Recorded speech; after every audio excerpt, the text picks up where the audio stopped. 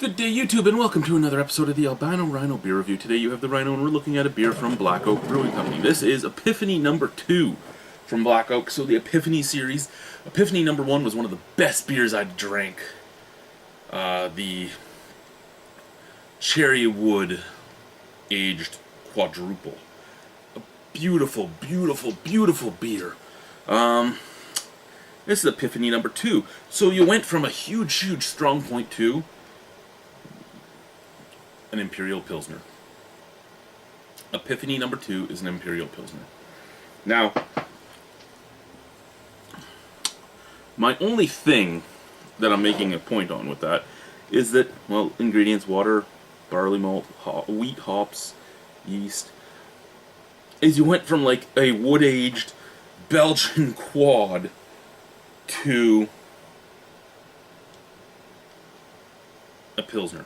You started high, and then you came to a Pilsner. I'm not saying it's bad or anything, because I haven't tried it yet. It could be a great Pilsner. I'm just saying, in the eyes of a consumer, I picked up like 17 bottles of Epiphany number 1. I'll probably only have this bottle of this, even if it's amazing, because it's an Imperial Pilsner. This should have been Epiphany number 1.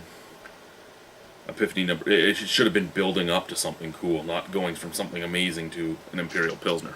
Again, I'm just lamating my thoughts here. It's a 7.7% alcohol, so it is an Imperial Pilsner. Let's pop her open, pour her into my glass.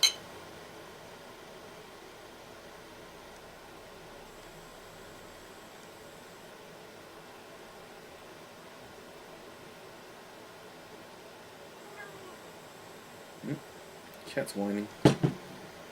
Oh, okay. A little bit of carbonation moving up in there.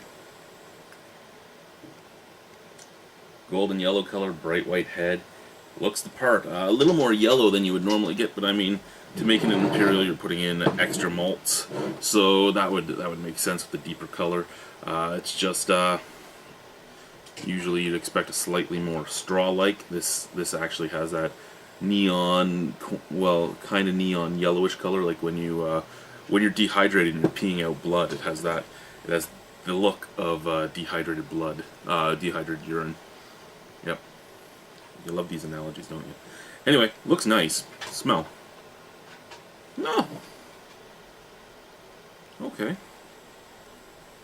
What do you have to say here? For our second Epiphany, we bring you an unfiltered Imperial Pilsner. Unfiltered? Is there... Oh, it doesn't look like it's much more sludge in the bottle. We bring you an unfiltered Imperial Pilsner, dry hopped with Comet, Wakutu, and Saaz hops. Our Epiphany series are limited release beers designed to highlight the creative talents of our brewers, featuring bold and interesting styles of beer. Okay, so like I said earlier, you started with something amazing and you went to a Imperial Pilsner. Bold and creative. But I mean, adding the 2 New Zealand hops will probably be huge. I'm smelling the Saaz. I'm not smelling... No, actually. Out of the bottle, I'm getting a little bit of that, like, that melon and pineapple scent. But out of the glass, I'm getting grass. I'm getting Saaz. Grass, wheat, neutral green, pineapple, and melon. Let's try it. Cheers.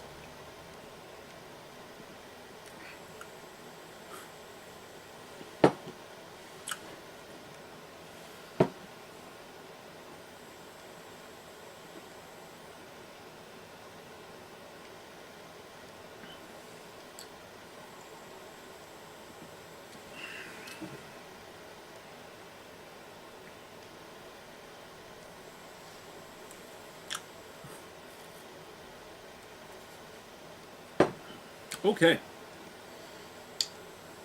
So,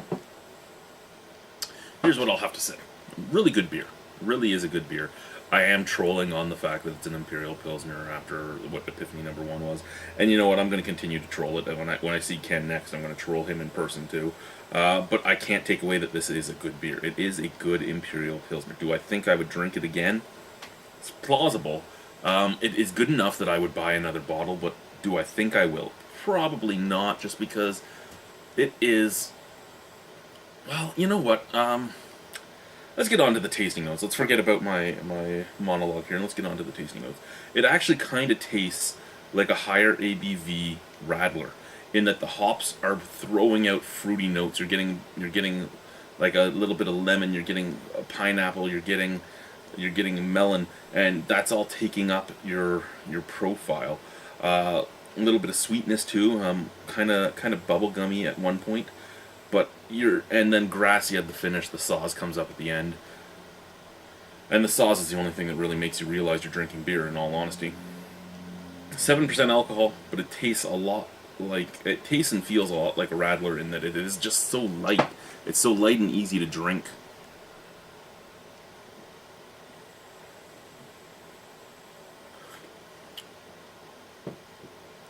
And the fruity notes are what hit you first. So this actually kind of reminds me of something like, it's not the same flavor, but something like the Amsterdam Sweetwater Squeeze. It reminds me of a craft brewed Radler, because you're not getting just the juice and nothing else.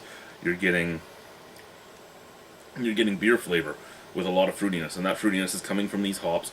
How long these hops will hold up, I don't know. I don't know how long Comet normally holds up. I know that the how the fuck do you even say that one? Wakutu. I know that it is one of the New World hops that don't last all that long. So who knows how this beer would be in another few weeks. Saws, it's there. That grassy noble hop flavoring is there. When you burp, it's there. Can't say anything about it. It's 7% alcohol. It has a slight sweetness on the forefront. Well, almost 8%, it's 7.7. It has a slight sweetness on the forefront, a slight bubble gumminess for just a second. Then you get the Comet and the Wakutu. Then you get the Saws just emanating back up through the throat. It's a really nice beer. It's a really well-made beer. It's an Imperial Pilsner that I could drink, as I said. It's a Pilsner that I actually like. And what I've been noticing lately, like with Firestone Walker's Pivo Pils and a few others, I seem to like Pilsners that are made with different hops. It must be the noble hops that I find so fucking boring and so uncreative and so unaspiring to keep me away, because I don't like Pilsners, but I don't dislike them per se. I just don't care to drink them, and I could see myself drinking this. This is a very well-made beer. It is a very good beer. I will have to rate it as an 8 out of 10 with an asterisk. And I'll put that asterisk on there saying, why the fuck did you go an Imperial Pilsner? No, I'll put that asterisk there saying that, yes, it is very good and everybody should try it. I just don't know if I personally will buy more bottles of this, because it is what it is. And that's not a bad thing. It's just, it is what it is. Thank you guys for watching. Have a wonderful night. Bye-bye.